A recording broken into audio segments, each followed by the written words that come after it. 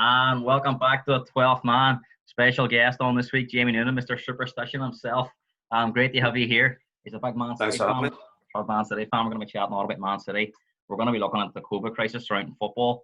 We're going to be looking as well, if you've seen it, the top 20 most valuable players was put out this week. We're going to get our thoughts on that there and give you maybe we disagree with some of it. And then we're going to be looking at the FA Cup as well. So, Jamie, great to have you on. Just before we start, obviously we're on a lockdown here. A lot of people will recognise you from the music industry. So just give me your thoughts on obviously the lockdown at the moment and how difficult it's been as a year for you yourself. As you can imagine, but a tough year for everybody. We just want to get back. The two things that I do is me singing, me gigging, which I can't do, and a coach TriStar, and we can't do that either. Can't do that over, it's been a bit of a bleak 2020, but hopefully we can get back to normal sooner rather than later. I might have to get you back down the summer again. If there's no bars open again, you could be back down maybe again. I know that's something. Back on the decking. I know. Here, so obviously, you obviously been watching some of the shows, and I think you watched the already. You were commenting on Brandy's post, and obviously we were chatting a lot about Man United. And we were chatting about all our teams that were going to be up there this year. We obviously touched on Man City. We done a wee team of the year, sort of who we thought was the best, and obviously there was only one Man City player in there, and you had a couple of disagreements on it. Now, I understand why as well as a fan. Now, just before they clarify, Ruben Dias was on the team, who I actually think has been a brilliant player this year, but the reason we didn't have him on was because he was only started new to the league. So we left him out. But if you look at his performance this season, that could be questioned. So that's where we're going to start. Manchester City, just want to get your thoughts on Ruben Dias as a player, how he's changed that sort of whole defensive line at Man City, and how crucial he is to the team. Oh, he's been what a signing. Just on what he's brought to the club. I think I don't know a lot about him before he came under the club. We City seemed to always be linked with Koulibaly, and we're linked with every centre half in Europe. Playing well at the time, and Diaz kind of came. His name was always lingering on there, but he was I probably knew the least about him. But from the moment he came under the club, I was impressed by him. In his first interview, he was only 23. He could speak English fluently, which I thought was a massive thing when he arrived on. And it's just, they talk about players having an aura, and they just seem to have an aura about him. And from when he's walked on, he just changed the dynamic of our defence. He's made every defender at the club stronger. In my opinion, I think if you look at the players we have, I think Walker's up these games, Cancelo's up these games. I think left back's still a question mark position at City, but Mendy's looked a lot more solid beside him when he's played. Zinchenko's looked solid beside him when he's played. And at the end of the day, with Aggie, who was a big money signing during the summer, and he hasn't put a foot wrong when he's been on the pitch. And Laporte, obviously, who was already at the club, they can't get a look on. And John Stones, I think, goes really question what he's done for his career. It's been fantastic. He's really brought him back. I think looking at it, right now, I'm a big fan. I was a big fan of John Stones, and he's obviously had a lot of errors in his game. But besides someone like Diaz, he just looks like a completely different player. Even though against United, I think Diaz got man of the match, but I thought Stones was brilliant as well. And it's been a problem area for Man City over the last few years. If you look at how much money they spent on defence, and it is sort of a thing where money isn't always the issue. And City threw a lot of money at that defence. They try and get it right, and it looks like they finally landed the centre half that sort of changed. As you said, he's improved every defender of the club. And you actually mentioned it when we were chatting yesterday on Facebook, just a messenger about this podcast we were doing. You actually and you weren't comparing Van Dijk in terms of his level, but you were just saying it's like our Van Dijk signing, where Van Dijk come in at Liverpool and completely changed that defence. He made Gomez better, Matip, Matic better, and even Lovren at times when he played there didn't look a suspect. So does that excite you going forward that he's sort of identified a problem area and he's got your man that you think can now take his forward and you don't have to worry about that defence too much, whereas it's probably the other area of the pitch now you're trying to get right? Straight enough this season, scoring goals has been the issue, and which has never been the issue before. It was the back line, but looking at just going back to the ask and what he done, bringing Stones on now, as you said, I was always a big fan of Stones. I always felt I'm not as surprised. I'm surprised at the levels and how quick he's got back on track, and I'm surprised at how much the public and the media has noticed, because I thought at times he was harshly criticised. I agree. I know he had a big price tag, and I thought he was never. At times he was a problem, but not the problem at City. I think we had weaker defenders around him. I remember it all kind of turned last season in the Norwich match. We played Norwich and we got beat. And he was kind of, from my opinion, scapegoated a bit that he just couldn't get back on the side. I'm sure behind the scenes his confidence was knocked. Otamendi played in that game. But Otamendi played in that game. He was and he just fell apart. But from that moment on, from that game on, we started to play Fernandinho as a centre half, and as much as I love Fernan, he's been a great leader and a great player from Man City. He was never a centre half, and he was never the answer.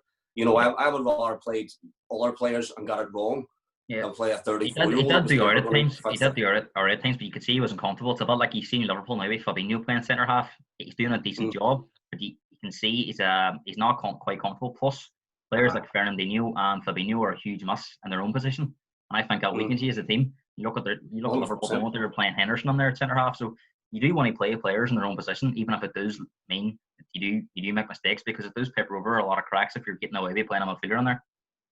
It really is. It's a confidence thing. Like if you're playing in front of that back line, as much as you can look at these guys and they have games where they would play well, they've not done anything wrong, but the midfielders in front of them are constantly second guessing themselves. They're not making that run because they're looking over their shoulder. The confidence needs to breathe through the team. And get everybody playing. So you want everybody. You want to trust your teammates. And I think that's what we're getting now. I think especially in the last couple of games, I think the dynamic at City's changed a bit, and I think we're really trusting the players that are behind, on the back line. So sort of the next thing I want to ask you about, right? And this is the one thing that's impressed me most with Pep, right?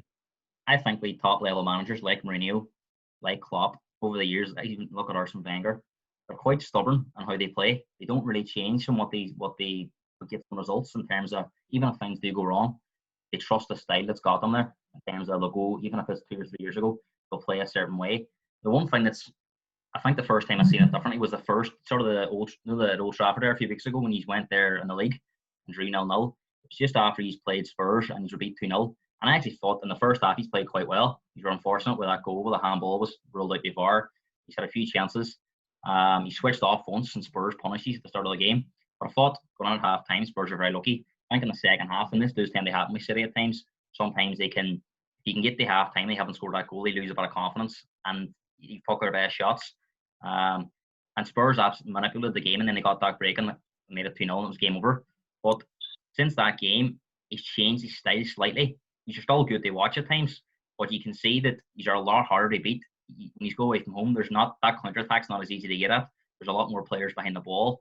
So do you think that that's credit to Pep, but it's probably one of them ones where his egos talk about a hit. Not in terms of his I don't think he's the most egoistic type of character, but he is a really proud man, and he's adapted his style slightly, probably when he doesn't want to, but he had to do it in terms of he gets to the results. So how much praise does he deserve for doing that? I think he done well. First of all, he done the right thing. I think you have to be adaptable, and all managers do. And I do think Pep, they obviously have to stick to their format. The players need to get on board with what the coach wants.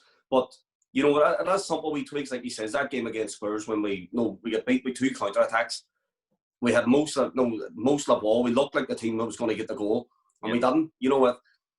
The biggest issue, the biggest change I've seen in recent weeks is, as much as we did sit back, we don't mind the opposition having the ball as much as we used to. Last year, it was just all about 90% possession stats, and it's just we seem to not mind the opposition having the ball. Even the other night against United, we didn't mind them having the ball, and we sat on tight.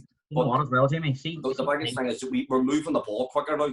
Because I think we just dally too much in them games. You know what I mean? But do you know the thing as well? See, when you did lose the ball against sort of from the Spurs game and throughout the games, like I remember games against Wolves, Spurs even last year too. Our games where counter attack was exposed, but in them games I've watched the last few games against United away, twice Chelsea.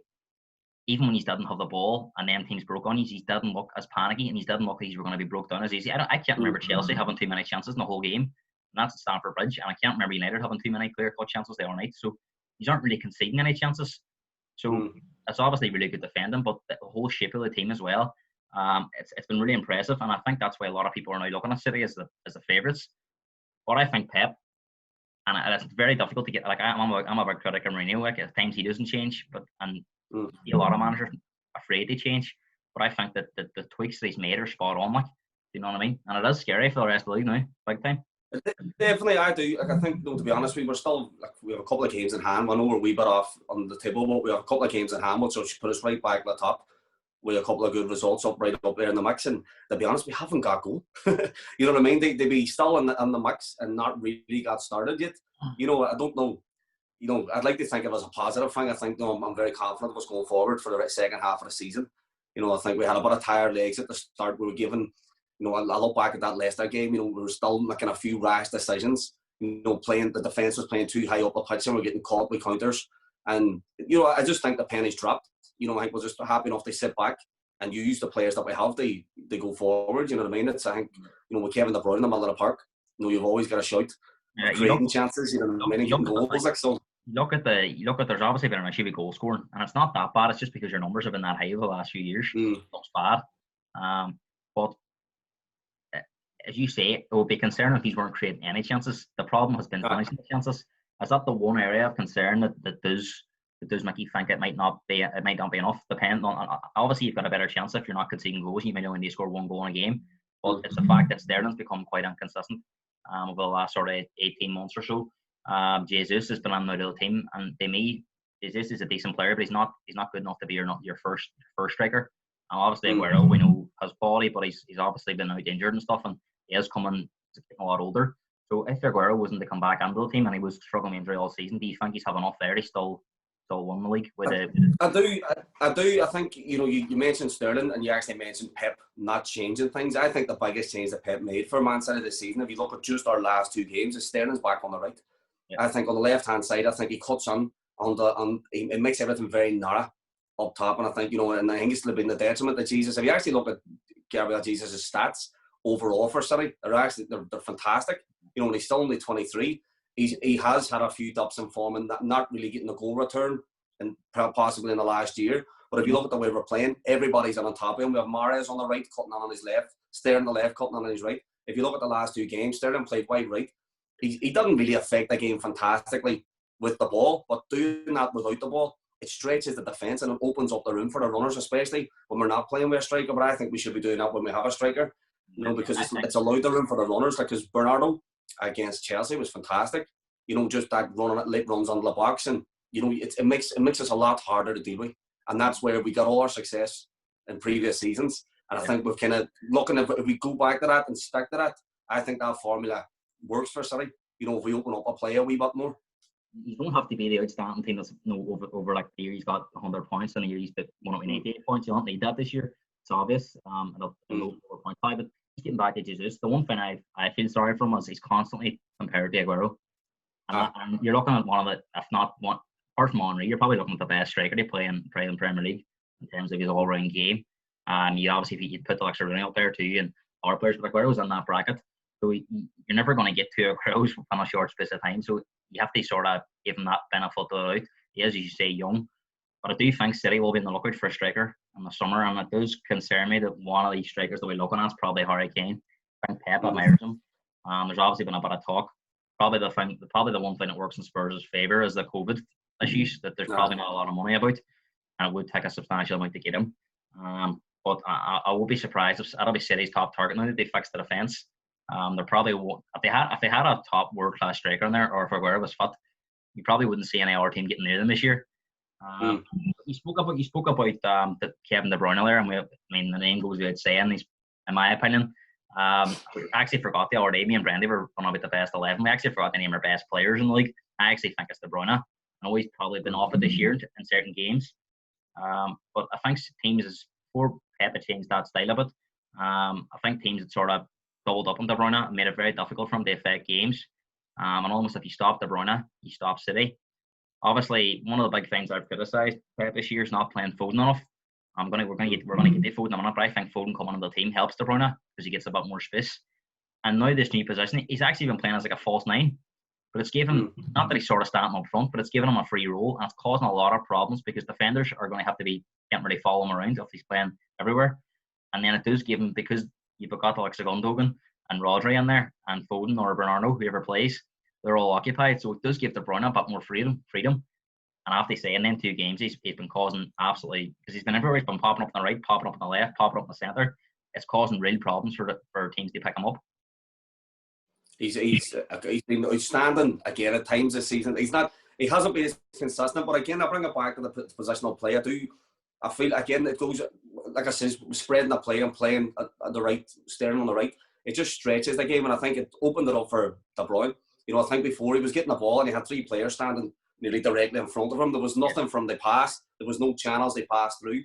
I think spreading the play, And not only that, this made Gundogan in the last 2 matches look absolutely outstanding. Because he's all that's happened was he was pressed back, sitting on beside Rodri, and it just nullified all our threat. You know, and I think if we spread the play a wee bit, we have the players there. And De Bruyne, it's just, you know, goes what you're saying. I do, you know, like you said, you don't get round to chatting about it already. I think he's the best player in the Premier League.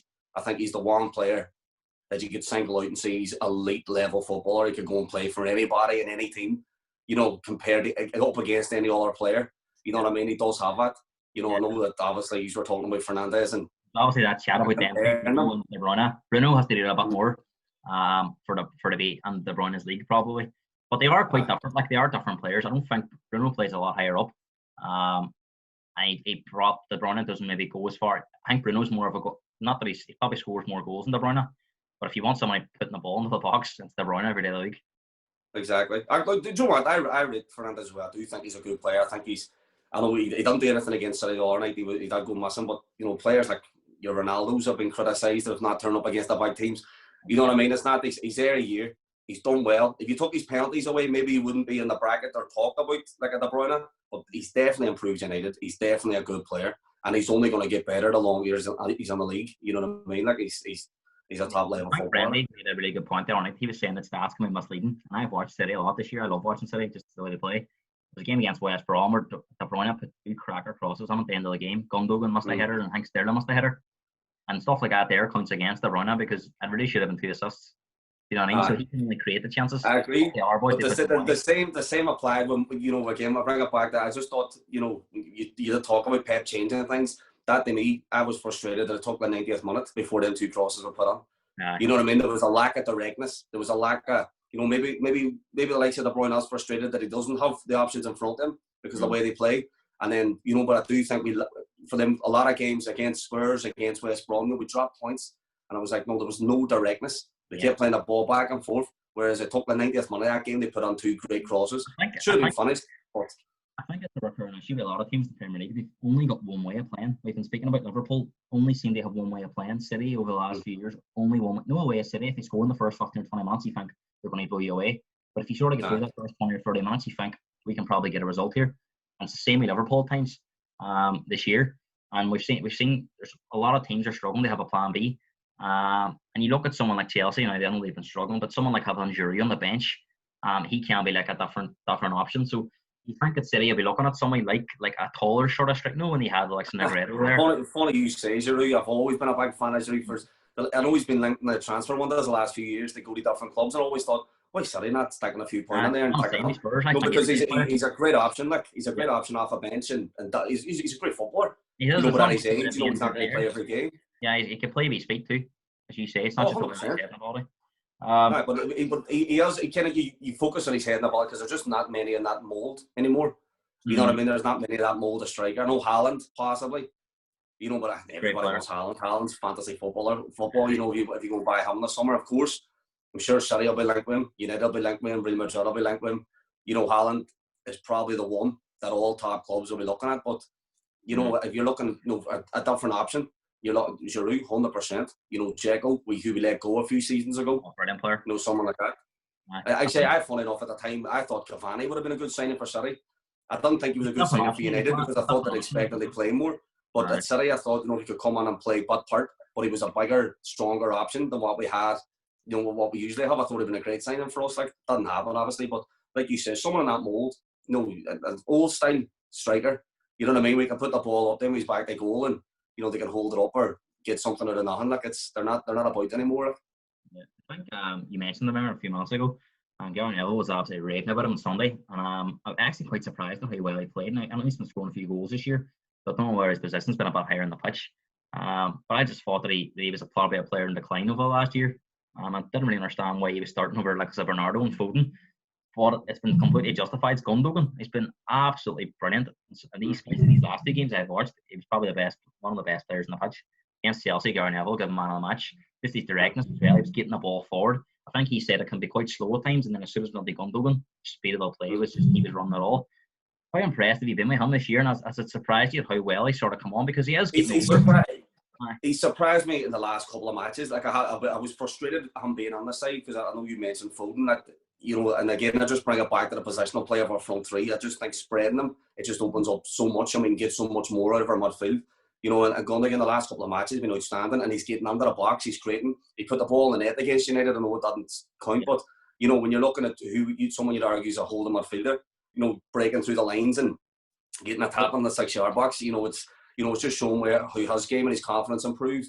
And he always had ability. You know, even a couple of weeks ago, I think it was a Champions League game, he scored a great free kick late in the game, but the whole match he'd really done nothing. He was very quiet. He was nullified very easily. But, you know, he has ability. But I think now we're starting to see just what he can do. You know, I'm not shocked. The man's top-level footballer for years. But, you know, we're getting back to seeing what he can do and seeing the best of him. You know what I mean? I think he's a former Borussia Dortmund captain, so he's no mug like at the end of the day. He's a player. But I think that goal against United got disallowed. That's been a common theme this year. I mind him scoring a goal against West Brom where he got into the box and scored, and a goal against Newcastle where he got into the box and scored. So it obviously is something that's been worked on. And it's no fluke that these goals are going in. So you have to again give Pep a lot of credit for that. And again, it's very difficult to improve players at that. Not that he's an old man, but he is in the later stages of his career. So fantastic again. And the other player I want to talk about, because I'm a massive fan of him, is Foden. We've obviously touched on him. As a fan, you always have an attachment to young players. It's just the way it is. I don't know why, especially if it's someone that's come through your academy, like Foden, and he's Manchester born. He's a Man City fan, no doubt about it. And he's talented as well. So it's not just like it's a sentiment thing. He's really, really talented.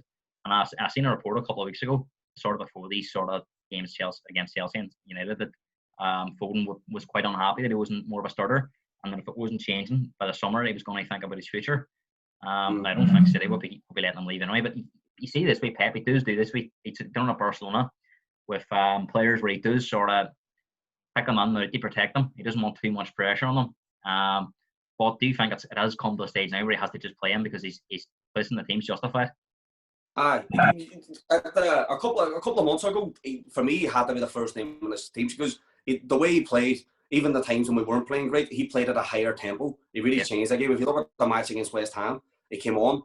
We get the equaliser. He scored the equaliser, but we only looked like we the team that looked like we're going to win. We didn't get the winner, but he did change the way we played. You know, everything was so passive and just sideways and backwards. And you know, he came on. He just injected a bit of pace, a bit of creativity. You know, he's one of them players. And for me, funnily enough, now when you look and going right, well, now Gundogan's playing great, then you know you're starting to see the best out of Rodri. Fernandinho's fit now. We have all. You know, now he's going to actually find it tougher to get on. Based on their performances, but I think Pep's just trying to keep him. He just wants to keep him chomping at the bit. He wants to keep him hungry. He wants to keep him fit because we all know what he can do. You know what I mean? It's just what you know. I think the Iceland incident with England, I don't think that helped him. No. And I think maybe you know, he probably him and Greenwood got hung with the trial. We were there in the media. I felt they are could have been just dealt with on house. I know that's the young fellas, and it was one of them. It's what Stone's done. You know, and if you actually look across, I think Greenwood's been affected more. He's not really kicked on. That's the thing about Foden, and he's bounced back from it, and he hasn't let it affect him. Whereas where Greenwood's struggled to get back on the United team. But see, with Foden, he obviously is a midfielder, but he's actually been playing out on the left-hand side a lot, hasn't he? In them games. He has. And it's easy to put a buff because he's sticking that line, and I think it was Gary Neville said in commentary, and Brendan pointed to it in the last podcast. You don't see Aspilicueta done like that too often, where he was just completely left at times. And I don't think people realize just how quick he is as well. He's got that really burst acceleration, and that's as a midfield player. If you've got that, plus with all his ability, you have a serious player in your hands there. I know that's. You know what? That's actually something my son said to me weeks ago. And he's like, you know, he's quicker and he's fast, and you didn't see it. And then when you put him out on the left, and he really showed it the other day. It was like he's quicker than what you think. You know, because he plays such tidy football, and I think Pep's really. I think keeping him out of the side, just keeping him hungry, keeping him playing, moving him on to the left. I think he's creating a top player there. You know what I mean? We know what he can do. I think if we put him on inside him in the middle of the park where he played his youth games and played for City, I think we're just keeping him in his comfort zone. I think this way he's moving about. He's only getting better. You know, I still see City. I still think we're in the title hunt this year very much so, but I think we're in transition as well. Yeah, you know, because big players like Aguero's going to be leaving. Yeah. You know, Gundogan isn't getting any younger. You know, we lost David Silva last year at the start of the season. We lost Company. You know, so we are in transition, and you know, I think what we need to replace world-class footballers with world-class footballers, and we can't buy them all. So I just think the likes of Foden, I think by moving him about, taking him out of the team, as long as it's not to the detriment of the team, you know, I think it is. I think it will only make him better. You know what I mean? I think I'll only become a stronger player. I think as well, there's been a lot of rumours over the last sort of year about Pep moving on. I think he signed that new contract, and you can see what he's doing with Alexa Foden. He's here to stay, like, and there's no way that he's here to stay, and he wants that league back, as you say. Even though he's looking up and down into, that's very easy to say now because we're both in the final. You've obviously been in the League Cup final over the last 4 years, and he's been winning it. And you've seen Pep's reaction on the touchline when they got that second goal done. You would have thought it was the Champions League semi-final. But he views every trophy as a winnable trophy, and he wants to win everything. And if you look at, and there's been a lot of talk about Klopp and Pep, who's better over the last year. You'd have to say, Klopp's had the better of it. We won the league and stuff. But I think Pep's won 8 trophies in England compared to Klopp's 1. He's obviously won the Champions League with like a 2. And if you want to count the MR ones, like the Club World Cup and stuff. But domestically, you'd have to say Pep's had the better of it. And again, this is another good chance they won a cup as well. It could be 9. Like, he could go on and win multiple trophies here and get the double digits. City.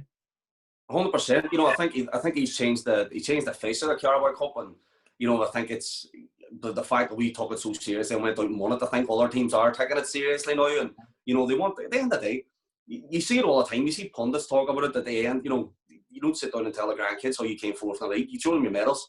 I think players want to play for medals. They want to come and, I know you can rest players and move when you're playing the lower level teams, but, I still think them clubs need taken seriously, and medals and trophies are what you want. Yeah. I don't, if you look at what Pep's done, when he first came to City, a lot of people thought that he'd be there for a couple of seasons and he would go, but there was something, in my opinion, at the time it's his opportunity to really build a dynasty. At Barcelona, he was a great manager at an enormous club. And he was the same at Bayern Munich. They have enormous history. At City, you could argue that our entire history could be built off the back of this Pep reign. He's come on there. They've changed the way the youth system works, the way we play. We've kind of put the Barcelona-esque stamp on it. Yep. And even if you look at players that aren't breaking on the City side, there's a lot of players that came to this City Academy playing all over Europe. At the minute, Sancho's probably the biggest name on that list. You know what I mean? So he's really developing a dynasty there at Man City.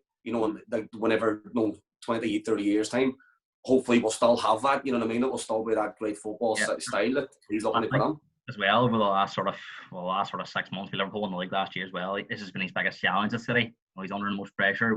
They say that Pep Klopp a bit. You have to say, well, last year Klopp's been the better. But if Pep can bounce back this year and go on and win the league, that shows really, really character. And it's not, and you can look at, yes, they've got a massive squad. Liverpool have a good squad as well. So it's not that people say that Man City. Everybody has a good squad. It's all top level footballers.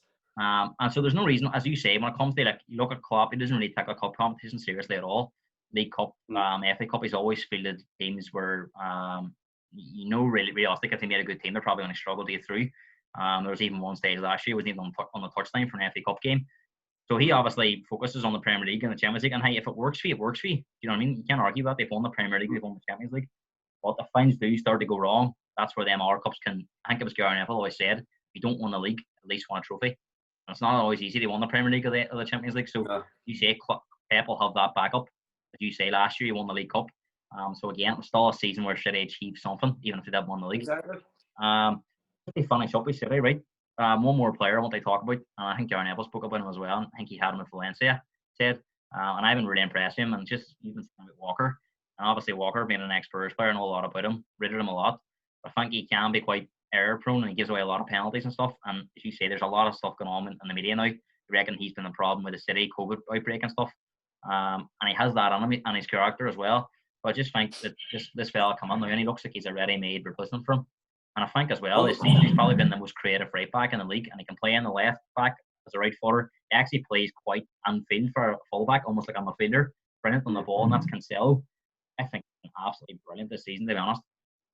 I'm a big fan of Cancelo. I thought he's been great. I think when he was brought on, I do think he was brought on to replace Walker, and I think it's credit to Walker. Walker really upped his game. Yeah. But we've got to a stage now where it's not really a who's better than who. It's what do you want. They offer some very different things now. You know what I mean? Like you said, Cancelo has been playing on the right-hand side, but he's sitting under the midfield. Now, Walker done that actually a couple of seasons ago under Pep. But again, I'm going on repeat. We players playing now up top. Walker's been really effective down that right-hand side and a really attacking threat, you know, in the final third, no staying out. But it's you know, I think they're both top quality, but there's no denying Walker's getting older.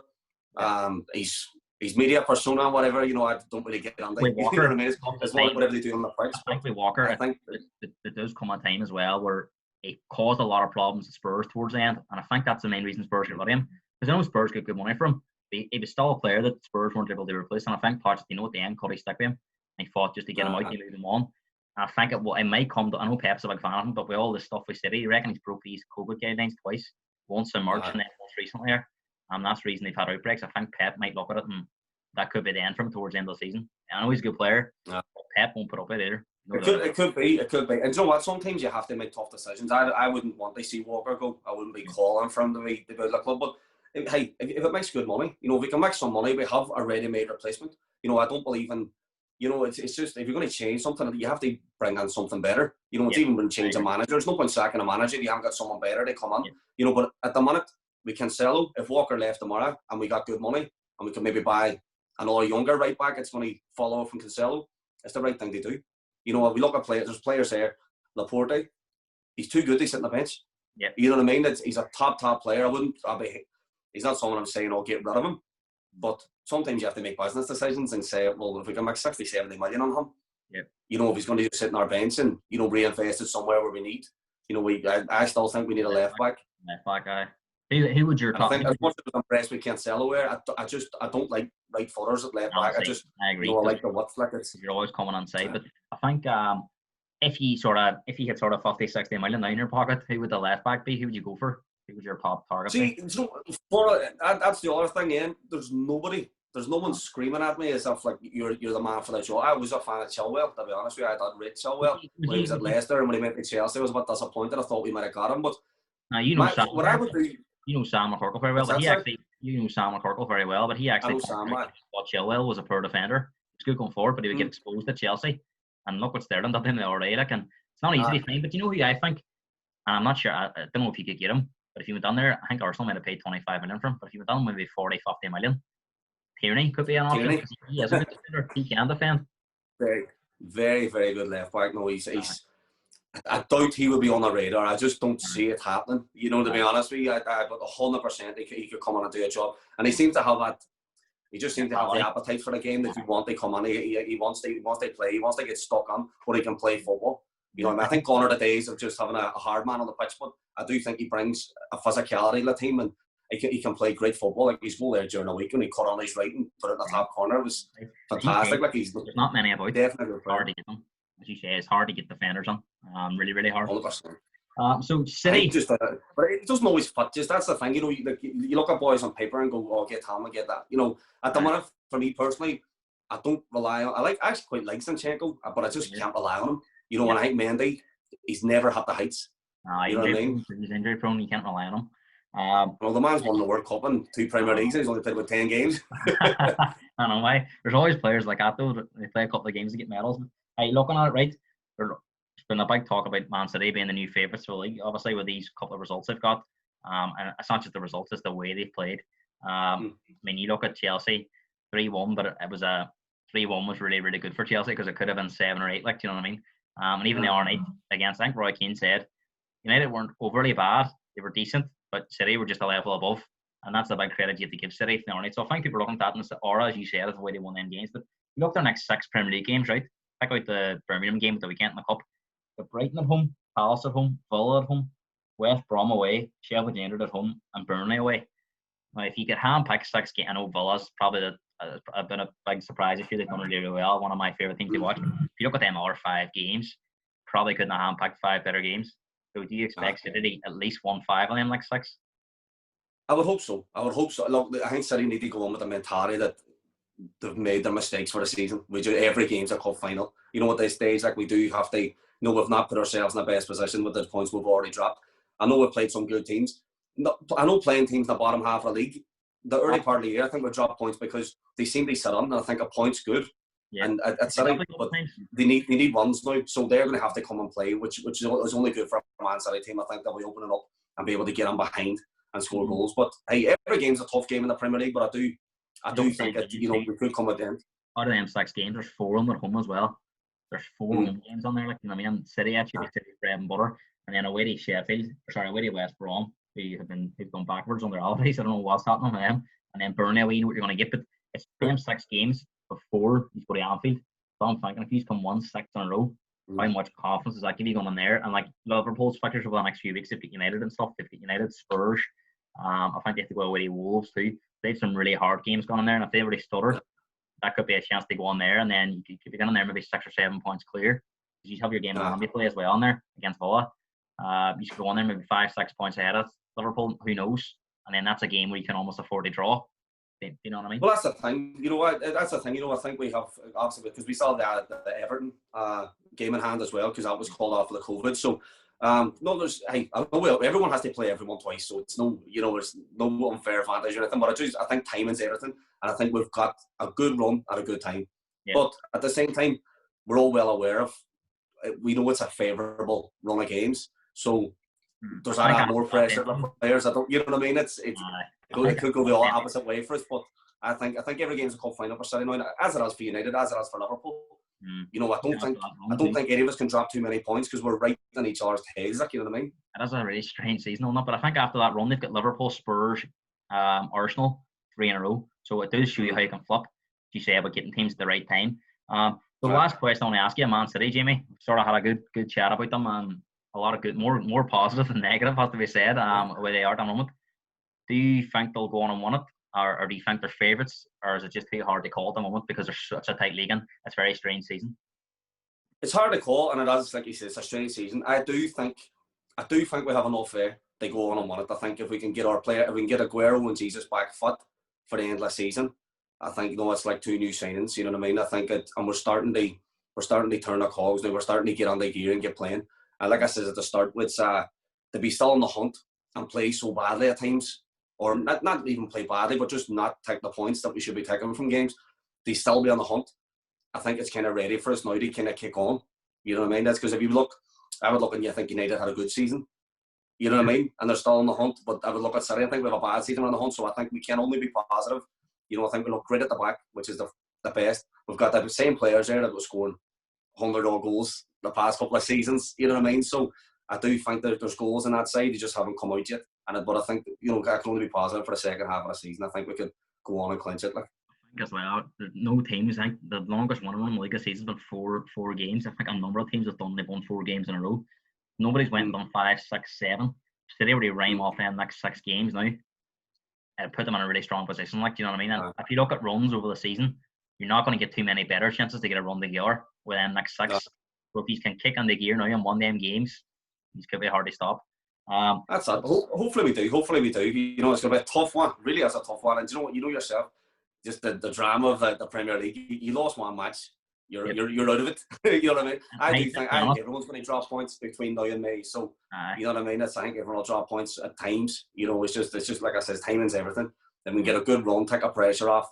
You know what I mean? And keep going. And hopefully, you know, we'll get the Carabao Cup, FA Cup playing on Sunday. So hopefully we can still get the opportunity to bag a couple of trophies this season. And hey, just a quick one on that. You happy to be in our final anyway?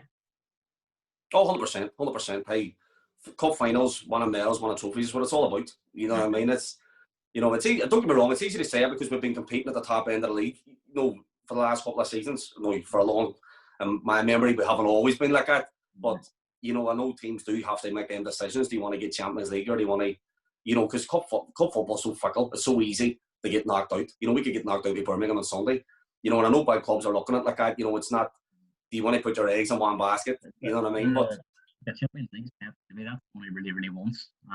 Looking around Europe, it's probably, if you look at it, could be your best chance they won it. I know he's had a good chance last year, but you look at Liverpool, they're probably not. They probably don't fear even as much fear as they would have done last year and the year before. No doubt they can still play. You can see this year they've turned it on in games, and they would still be a hard opponent. You've obviously got Bayern, but apart from them two, probably fancy your chances against anybody else. There's obviously, it's just a wee bit of bad luck as well. At times, I remember the game against Spurs in the quarterfinal. I don't know how they didn't win that game. And they probably would have went on. They beat Ajax that year and played Liverpool in the final. That would have been a 50-50 game. Like, but they're just wee bits of bad luck, and they just need to get a wee bit of in the Champions League, don't they? Just everything seems to go against them. I know that's, but you know what? Like all Spurs aside, like the last, it's always teams that with a good European. I think European pedigree does play a part. I think it's. I think just throughout the clubs, I think I think it's there's still a nervousness when we get the bad games. Going out to Lyon last season, that was ridiculous. Like I was there for a taking. You know what I mean? But it is what it is, and I think there's a nervousness around the club because we've never done it before. And I do think you need that European pedigree at times. I think it goes. You're looking at, I know sometimes it's fallen giants that you're looking at, by clubs that just haven't had the heights in recent seasons, but they understand European football and they know how to deal with it, right throughout the team. Like, so hopefully this year we can make a case for it. Like, and we've got the players to beat anybody on their day, but it's just, yourself, we've got to look.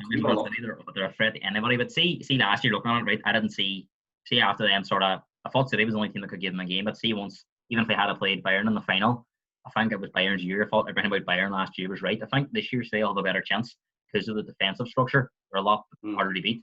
But just a quick one on the final. You're obviously playing Spurs in the final, and you know what? Every team's got a bogey team, and Spurs do seem to be Man City's bogey team. So you're slightly concerned. You're slightly concerned about the final because you know how Mourinho's going to play. Really low block, really difficult to play against, and if it does sort of get to half time, it's 0-0. You got nervous. You know what I mean? 100%, no, 100%, no. Spurs isn't easy draw for a final, definitely not. Like, it's, you see what they've done this earlier in the season. Spurs are playing some good football at the minute as well, and again, they're a team in transition. But Mourinho's implementing his way, and no, Mourinho's, he's a proven winner. You know what I mean?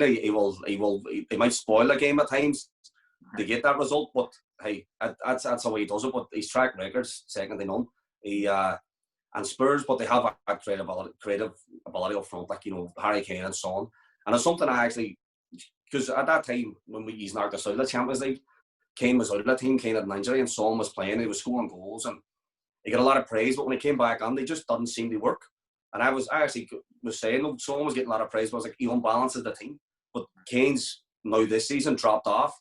They counteract that, and up front they're as good as anybody. Their link-ups are absolutely fantastic. Like, I'll have to get you back on April and lead up that game. We'll do a wee preview for the cup final. I know, because we've obviously talked a lot about Man City. One of the big things, and we actually spoke about it slightly there. The next topic we're going to chat about is COVID. It's obviously affected everybody worldwide. We've talked about you in the music industry. Obviously, my father's in the music industry, so he hasn't been doing anything either. So there's a lot of people affected. And at the moment, it's hitting the Premier League hard, probably harder than any other league. Well, I know there's leagues in England, but in terms of the elite leagues, you look at Spain, France, that way, it doesn't seem to be happening over there. But do you think in England that players have lost their discipline a bit, especially over Christmas? Do you think that there's been obviously a lot of chat about Christmas parties and stuff? Do you think they've lost their discipline slightly, and it's now paying the penalties for it? I think everybody's lost their discipline over Christmas, to be totally honest. I think it's not necessarily just footballers. I think everybody's kind of been in, a lot of people's been in the same boat where they've pushed the boundaries. Maybe not being as footloose as they would like to be, but they've pushed the boundaries a wee bit. Are you speaking about yourself? Are you? No, not even me.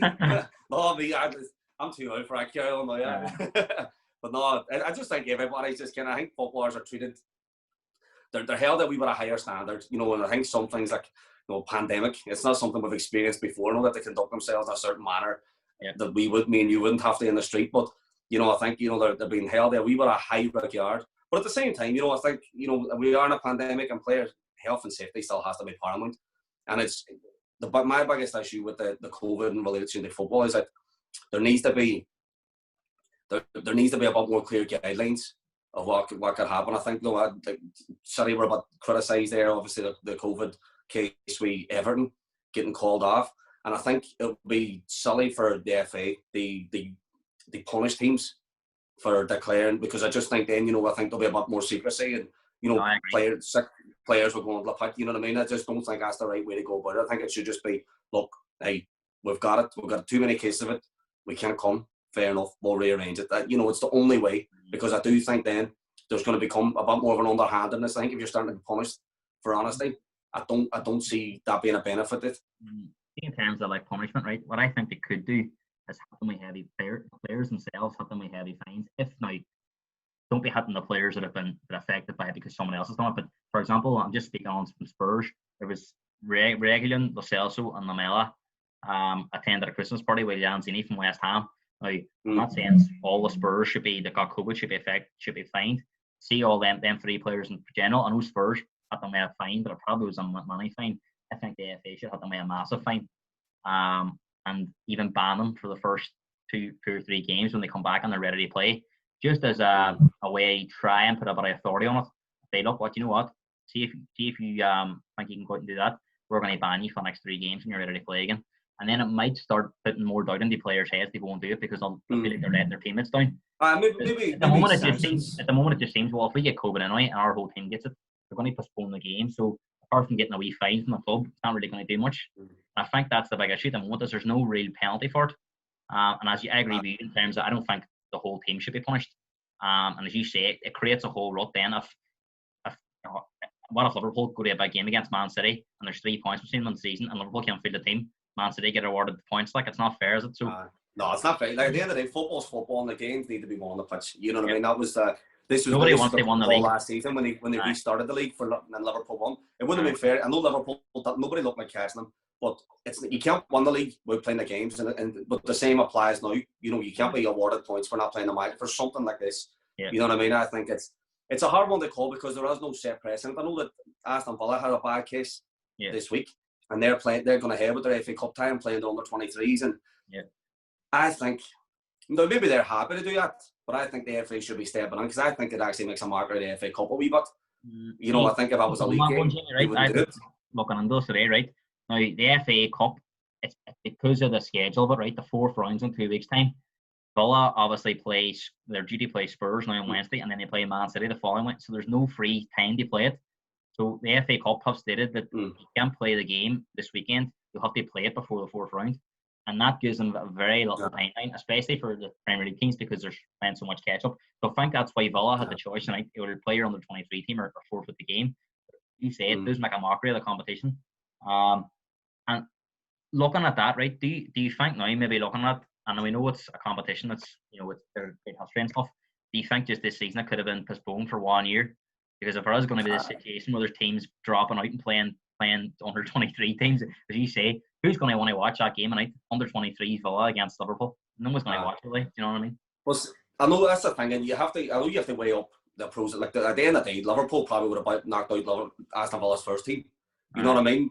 So I think they're just weighing the odds and just going, like, well, we'll just play the kids and it will give them a chance to play a top club. But I understand. To be fair, though, you know what I mean? I know I'm saying that you're making a marker. I do. But what should have went on is that they shouldn't have put it so close together, because then for instances like this, at the end of the day, when we started this season, we knew there was a pandemic. You know what I mean? I do think there was, you know, it's a hard one to call. I don't work for the FA, so it's a hard one to call. But I do think that certain safeguarding in place, they protect the integrity of the game, protect the players, and, you know, and protect the fans. Because at the end of the day, a fan, no, if I was an Aston Villa fan, I wouldn't be happy. You know yourself, Liverpool lost already, Southampton. You'd be fancying yourself. If you put a Liverpool out in the cup early doors, you're in line for a decent cup run. There's no doubt they're going to get an easier draw in the second round if they put them out. So, you know, it's one of them things. Like, it's just to keep them interested. Like, I look at things, right, and I think common sense needs. You think something these people have no common sense. And you look at, right, you just example, right. You look at the British government now. You look at our government here in Ireland and stuff. We're struggling big time to handle the COVID crisis. Everywhere in Europe seems they've got at least some sort of grip on it. Even look at places like Dubai, and there seems to be nothing going on. They're all back in normal and stuff. So we're obviously in our 3rd lockdown. As far as I know, there's nobody else that's had this sort of open, closed. And it's the same in the Premier League. Apparently now, I'm a bit of a Twitter fan, and I follow all these journalists and highly respected, and they've been saying that the FA had only planned for two weeks in the whole season for rescheduling games. So again, a bit of common sense would tell you that wouldn't be enough. And now what they're saying, apparently Villa are going to be playing this game tonight, but apparently their game on Wednesday against Spurs is not going to go ahead. It looks certain, 99% certain it's not going to go ahead. It's just written in an official announcement. You'll probably not get it the Wednesday morning or Wednesday at 4 o'clock, even though we know it's not going to get the way they just delay it. But that means Spurs now have had the Fulham game rearranged because Fulham with COVID. Villa's going to have to be rearranged, and now we're going to have to play Fulham the weekend we play the final. So that's 3 games. If we have another couple of postponements, like, what's the story? Like, I mean, we've no time to play these games, and it does make. And It does, and I understand that they're in a difficult situation, the Premier League, right? Because if you look at the French league, as you said, Spanish league, all their games are going ahead, and the European and the Champions League games and the Europa League games are going to go ahead, because all these other teams are coping with. And the Euros, people have been saying, we were in a group chat today, and saying just cancel the Euros, but the Euros aren't going to be cancelled just because England's struggling. Everywhere else is fine. So the Premier League's in a very difficult situation. They can't stop unless the government say it's banned, which I don't think is going to happen, because they would have stopped it by now. So the Premier League, and people, they keep saying, we've got full confidence in our protocols, and reading it, they don't, because they're panicking. There's no doubt about they're panicking, because now I don't know where they are. How they're going to reschedule games. It's looking bleak. It's a tight schedule between now and the end of the season. I do think, like you said, Spurs, they're getting a bit of a raw deal at the minute, but I do think coming into the season, I think every club, you have to look at it and just, it is what it is. We have to play ball. Maybe putting in things, being able to name a bigger squad, no bigger first team squad, maybe at the start of the season, the transfer window was open.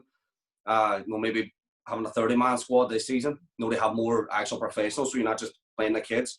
Maybe something like that, I don't know, but then I suppose if you go back to normal next year, you have 8 surplus players, it's not fair. It's seriously interesting, right? If there is a few more postponements, I'm not just saying Spurs is probably the team in the most precarious position because of the postponements, but there was another couple of games and what they would do, because as far as the Premier League is concerned, the league has been stopped on the 23rd of May, and every game is kicked off at the same time for integrity. And that's the big issue at the moment. With Villa, they're saying in the Premier League they don't want them playing on under 23 team because of the integrity. And it's right, because why should Spurs get to play on under 23 team? Probably guaranteed 3 points for Spurs. It's not fair in the West United. He played Villa's first team last week, so I understand that, and that's completely right. The only other option I can see is possibly extending the season by 2 weeks. But the Euros does kick off on 12th of June, so there does come a point there won't be any extension this year, unless they compete in the Euros, but they will. There's no way they won't not compete. They definitely will compete. So I don't know what the solution is going to be, Jamie. I'm just not so sure, because it's a tough one, because he says Aston Villa there. If you look at Villa, do you have? Sorry, go ahead. Say it again. Sorry. Right. Do you know if like City and Liverpool and Spurs United all get to the latter stages in Europe, they've got no free weeks. Do you know what I mean? And it's going to be very difficult to get games rescheduled.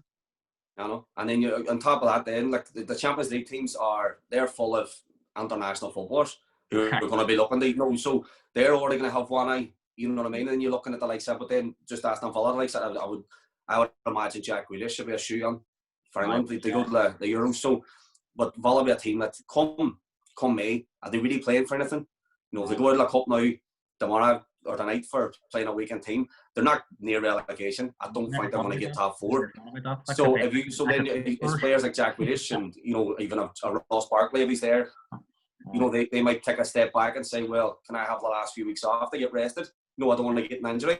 When you have nothing to play for, but then does that in turn that take away the integrity of the game? So it really has. It's a difficult one to call. There's no exact yes or no date. Like, you know what I mean? It's I think we just have to. I really think we just have to play by ear. But the biggest thing, I think clubs have to be flexible. I think if a team turns around and says, "Look, we have it," they have to understand that for safety of their players as well, the game has to be postponed. It might not be ideal, but it has to be postponed and rearranged at another time. Like it's.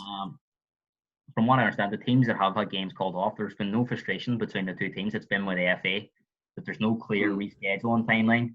It's been called off I think the Spurs game is called off at 4 o'clock or 3 o'clock when the game is 6. You know what I mean? And that's stuff like that. Mourinho said, we've got the players waiting around to play here. And even Scott Parker said, I completely understand where Mourinho's coming from, because we were in the same position. We were in a nearby hotel waiting for confirmation and stuff like that. That's where the FA need to step in and get it done earlier. So now if they, where I thought, right, and this be creative, right? See if the Villa game's not going to go ahead, give Scott Parker a phone call. Fulham have a free week midweek. Let's get the Spurs and Fulham game on during the week. No reason for not to go on now. Do you know what I mean? But then you're looking at TV rights and the money of it all. You know what I mean? It's so and that's like I says, if things like that, you want the players, you want the clubs, you want everybody on board for the safety of the players, because see when the frustration spills on the losing points, losing games, and your Fulhams are going to be looking like they're going to be battling relegation.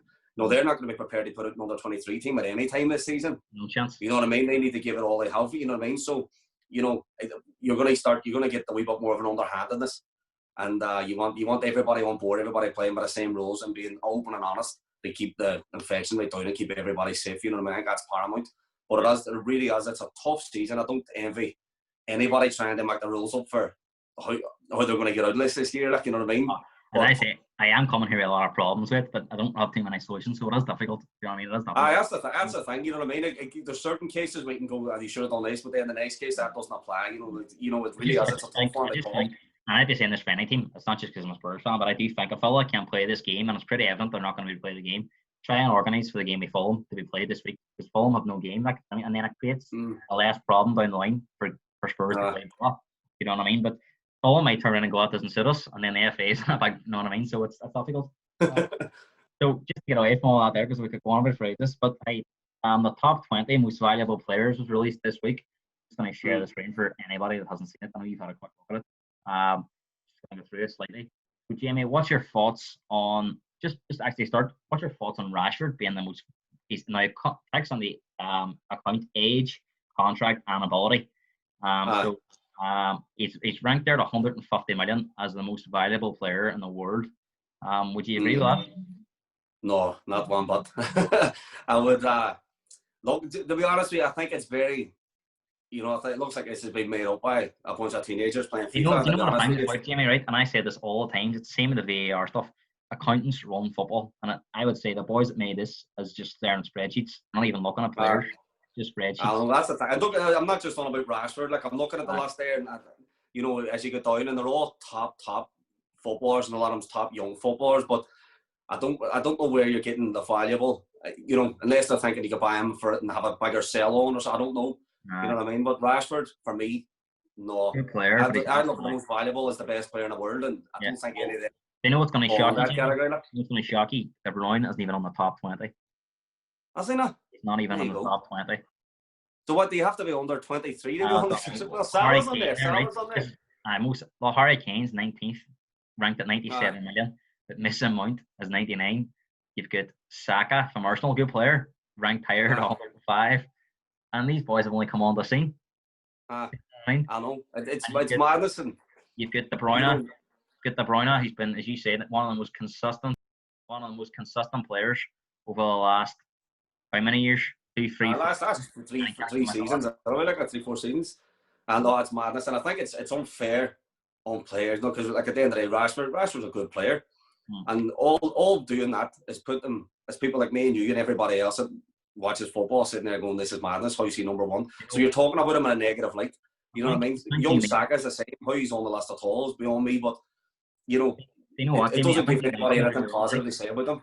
I think you mentioned earlier on about mockeries and stuff. That makes the mockery of football, having that list like that. What's that? I know. Don't get me hyped. Maybe it's just an age thing. Maybe these people who come up with these lists are a bit younger, and they're all about the future and that whether right now who's favourites right now and who's good right now. Like, but I know Sancho's on that list and Haaland's on. I'm a big fan of Haaland. Love to see him in a blue shirt, but you know what I mean. I don't look at him and think you look at that most valuable. You would think the best players. When I look at the best players, right, I think obviously about ability, but consistency. De Bruyne, consistency.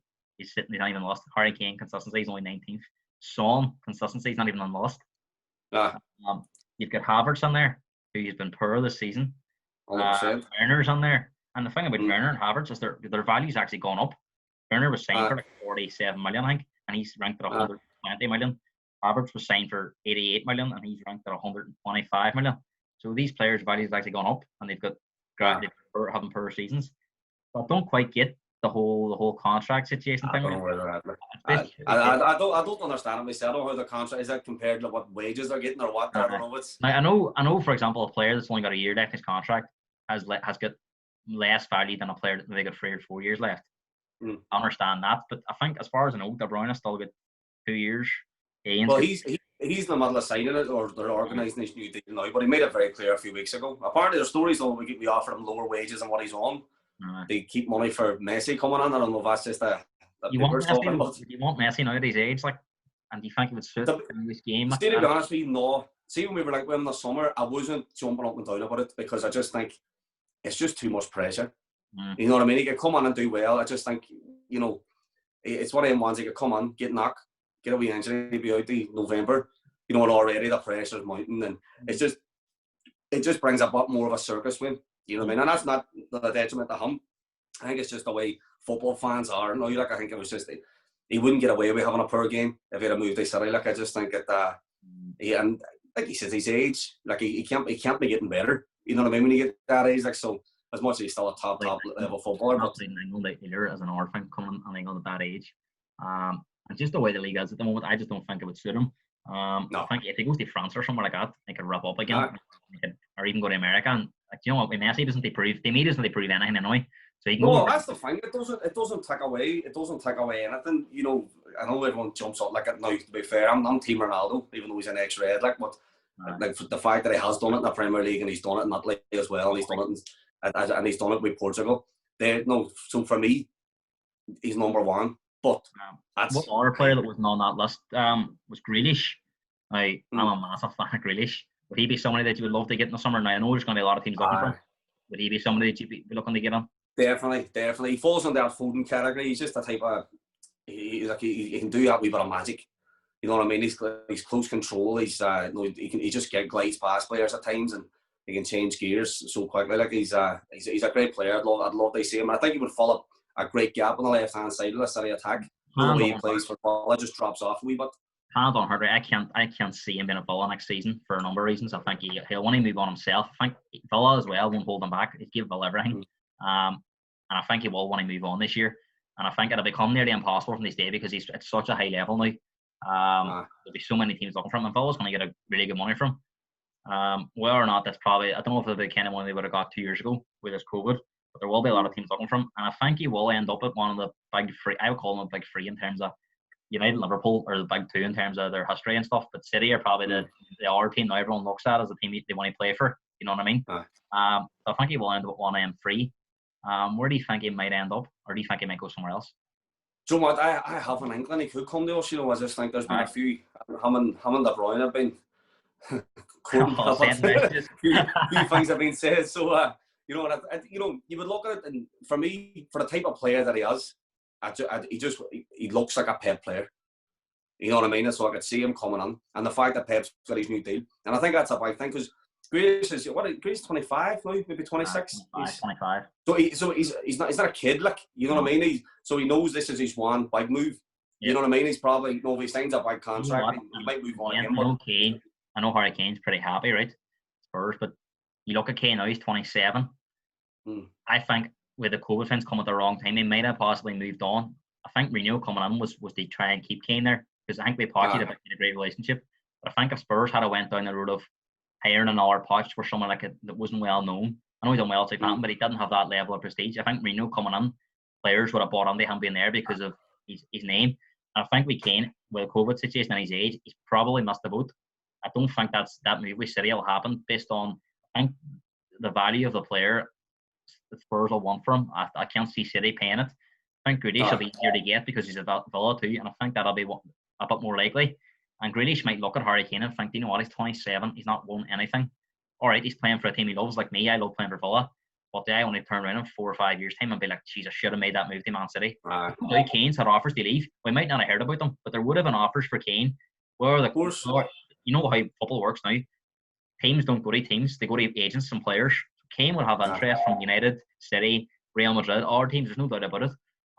And who knows? I have to get Harry Kane on here and ask him in a few years' time. Does he regret moving or staying at Spurs? But no, I think Grealish will look at players like that and think, you know what, I need to make this move now for my career. I think if one end up on, he'll make the move. If I was Grealish, I'd be the same. Kane's a different kettle of fish. Though Kane, the gap between Spurs and your Cities and your Liverpools and even United is still a big club. You know what I mean? I think United could fall off. If United end up finishing fifth or sixth, I wouldn't be surprised. You know, but they still have some really good players. They have all, and they're a massive, massive club, which will always attract players. You know what I mean? But I still think there's question marks over Solskjaer at United. You know, and that's not me criticising him. I mean, just in general, will he replace him? Won't he replace him? If he had a bad run, would he go on? I think Grealish wouldn't look at that and think, I'll go away, because you don't know who your manager's going to be. That's a pure move. I know what you mean. And I think United, right? All right, they have improved. There's no doubt about it. But it's took a really, really poor year for them to be in the mix. If Liverpool or Man City was at their normal levels over the last couple of years, then they wouldn't even be in my picture, would they? Maybe not, but there's still been big improvement, and I think it shows, I think it shows the benefit of sticking with a manager. I think United never wanted to become that second, and I think that giving him the opportunity and giving players to get on board with what he's saying, I think you've seen the rewards. Like, you know what I mean? I don't think he does. I don't think everything's perfect, but he has some good players there, and he's getting the best of them. You know what I mean? He's getting them playing well.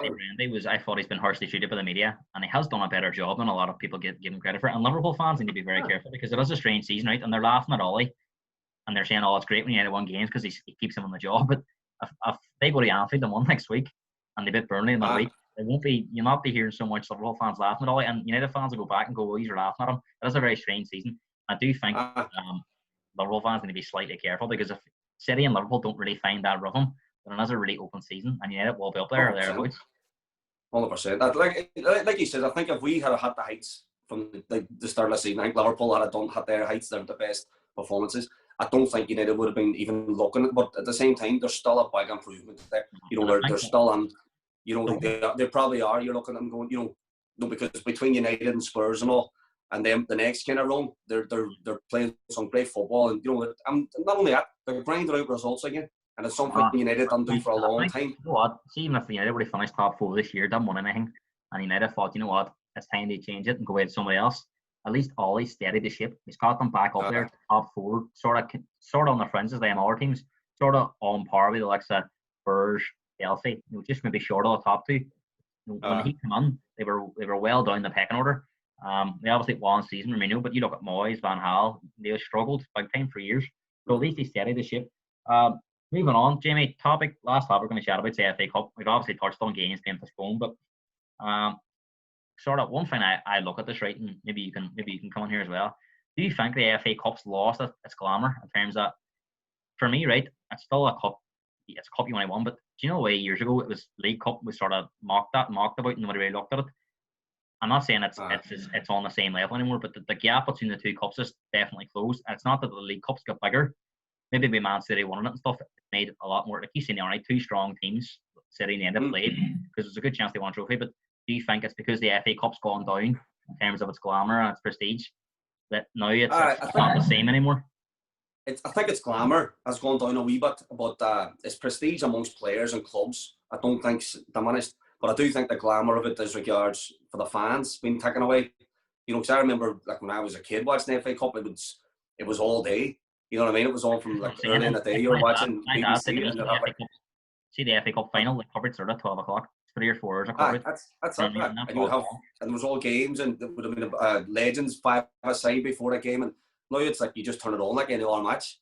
You know what I mean? It's not. So I do think about a glamour's been taken away from it, from the TV, like in regards to TV and as a spectacle. But I don't think the prestige of the cup itself's been lost on the clubs and the players. I still think there's a few reasons for it, right? There's a few reasons for that, and one of them was money, and it's the money in the Premier League in terms of like finishing 17th now is more important than even getting a good FA Cup run. See if you're the likes of Burnley this year, unless they won the cup, if they get to the quarter final or the same, and it was never about them smaller teams.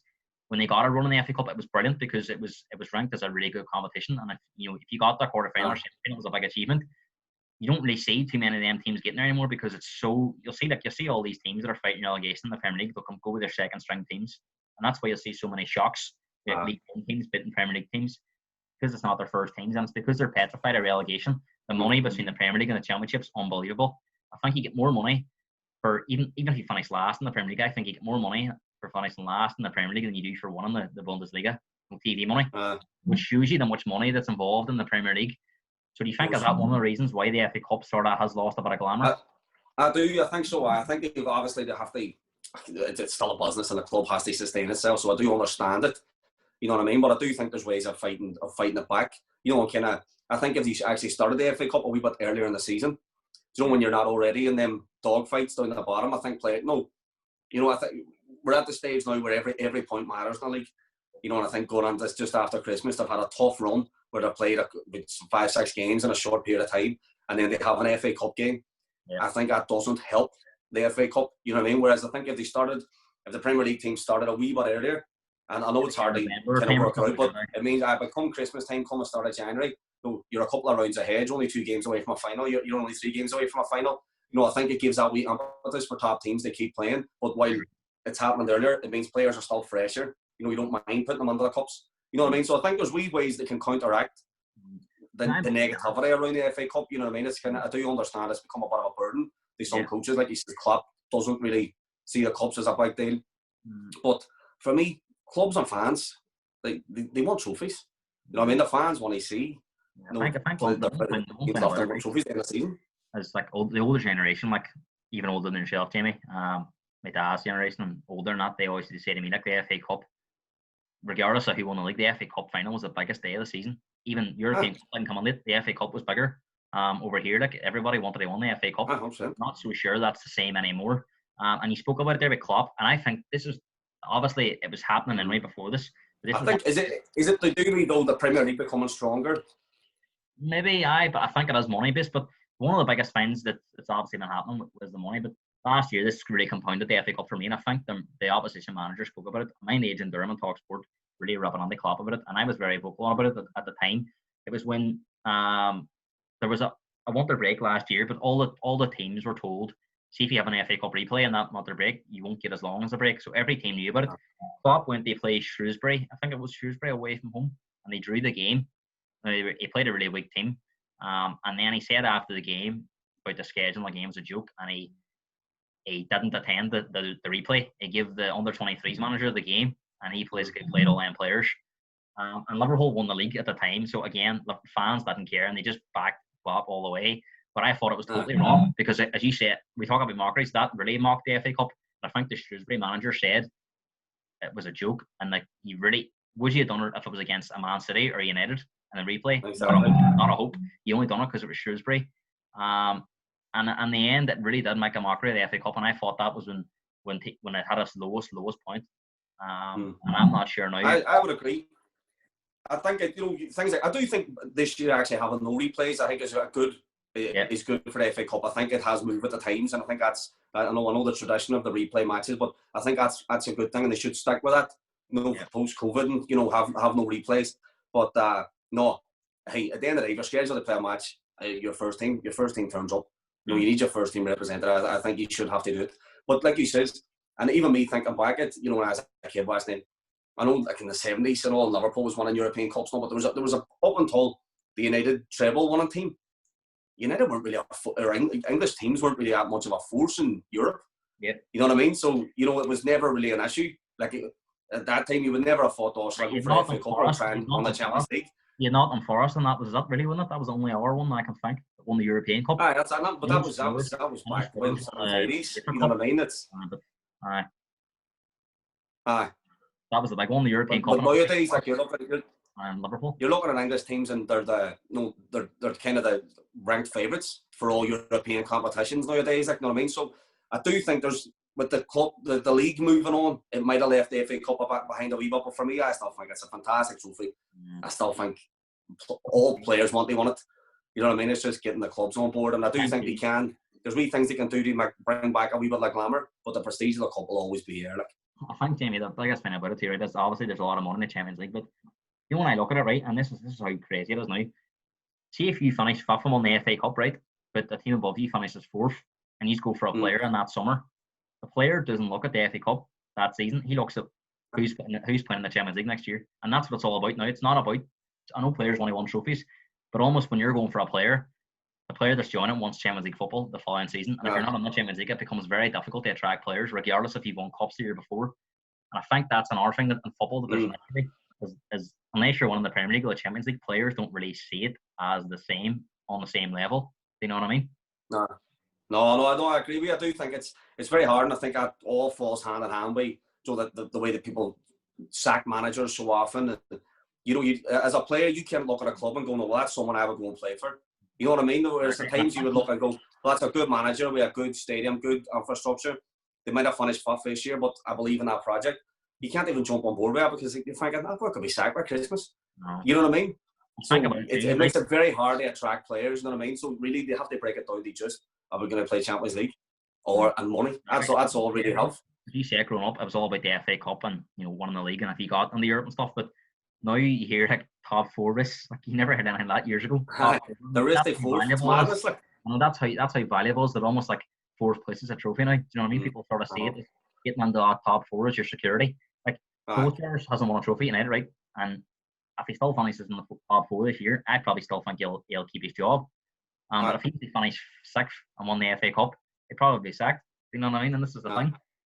But the thing is, though, even you say will he keep his job? No, it should be without saying that he's going to keep his job. No, you know what I mean? Because I would look at that and, you know, again, I said earlier, you have to replace with someone better. I think we Poch getting the PSG job, he was always the one that was linked. You know, you need someone to come in and do a better job. And but I think, you know, it's one. I think it's added to the fickleness of what football is now. I think that it's you know, there's nobody there. You know, managers lose their job often. Players are.